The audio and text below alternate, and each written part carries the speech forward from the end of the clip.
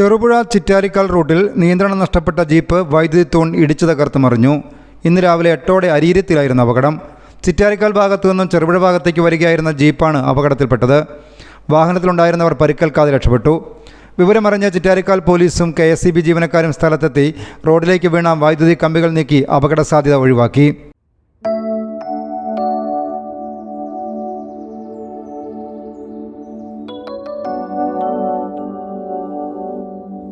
ഏട്ടാ വാവ എവിടെ? ഇവിടെ ഉണ്ടായിരുന്നല്ലോ. മോളെ വാവേ കണ്ടോ? ഇല്ല. ഇവളത് എവിടെ പോയി? വാവേ, വാവാച്ചി, വാവേ, വാവേ, മോളെ, മോളെ, വാവാച്ചി, വാവാച്ചി,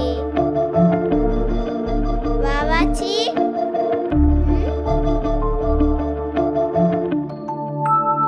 അമ്മേ, ഇടന്ന് വന്നോക്കേ.